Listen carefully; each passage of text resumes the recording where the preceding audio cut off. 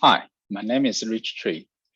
I'm associate professor at the University of Pennsylvania and the Children's Hospital of Philadelphia.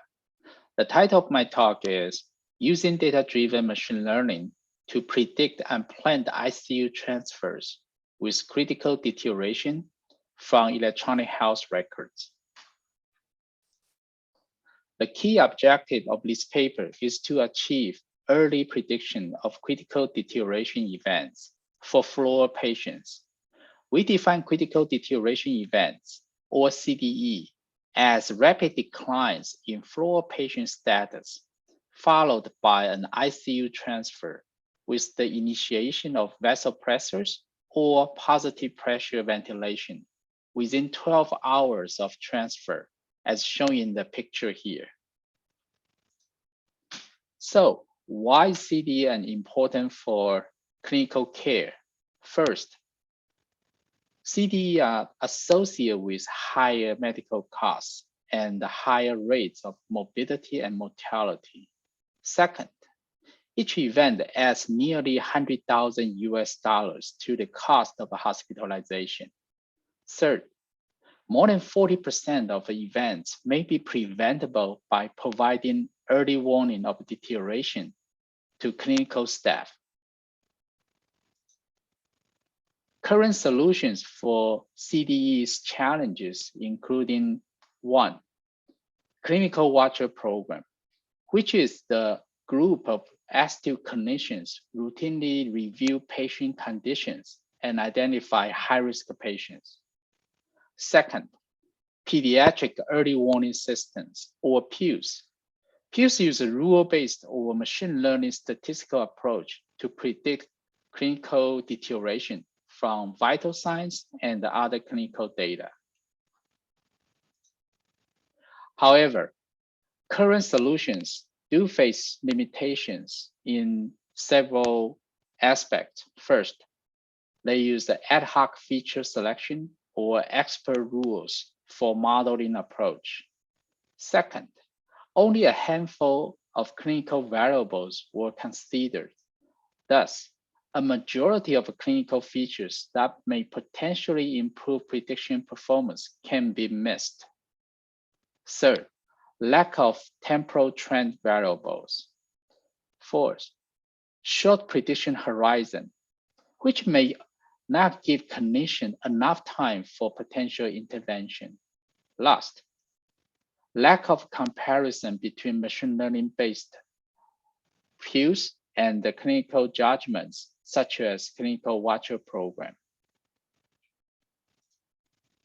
To address current state-of-the-art limitations, here are our study aims. First, develop and evaluate data-driven machine learning models for predicting pediatric deterioration events in hospitalized children with 24 hours before the ICU transfer.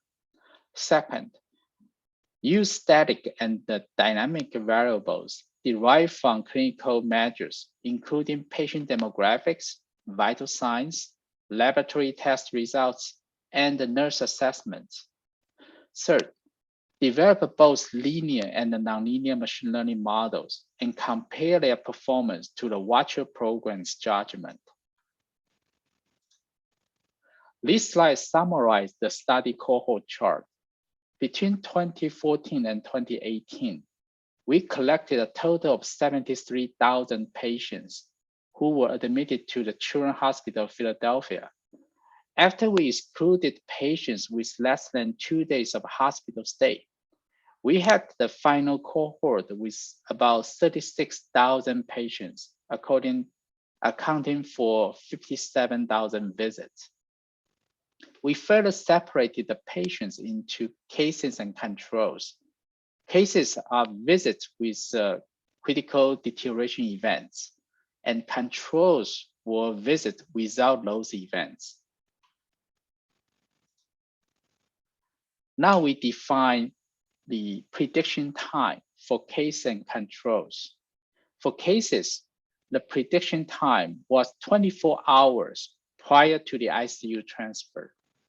For controls, since they did not have any critical events, we randomly selected a prediction time point between 24 hours after hospital admissions and 2 hours before their discharge time. We developed 3 machine learning models in this study, namely extreme gradient boosting machines, generalized linear regression model, and artificial neural networks. So it covers both linear and nonlinear models.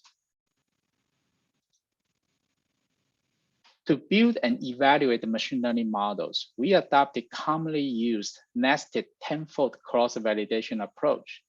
We first divided our final cohort into 10 subgroups. Each time, we chose one subgroup as the holdout test data set, such as the one in the yellow color, and the remaining 9 subgroups as the training data set shown in green colors. Within the training data set, we further created a 5-fold cross-validation loop to search for the best hyperparameters. Once the model was identified from the training data set, we tested in the holdout test data set and measured the performance. We repeat the process 10 times to measure an average performance for each machine learning model. This slide summarizes the cohort demographics, including sex, race, and the payer information. In general, the distribution within the demographics are similar between cases and controls. After the nested tenfold cross-validation, the average area under the RC curve between the 3 models are shown in this table here.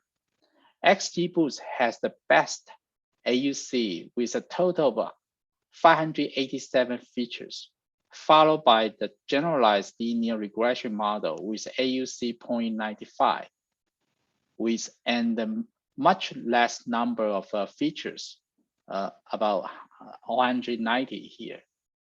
ANN used all the 3,943 features from electronic health records, reach a lower AUC. The precision recall plot between the 3 models is also shown here. All the models outperform the Watcher program, as you can see in these 2 plots. By comparing the best XGBoost model with the manual Watcher program, given the same positive predictive value, XGBoost had a much higher sensitivity, around 0.89, compared to the Watcher program, which had the sensitivity only 0.2. Now, discussion. First, compared to the current state-of-the-art models, XGBoost model had the better prediction performance with AUC 0.95 and an earlier prediction horizon. In other words, 24 hours prior to the ICU transfer.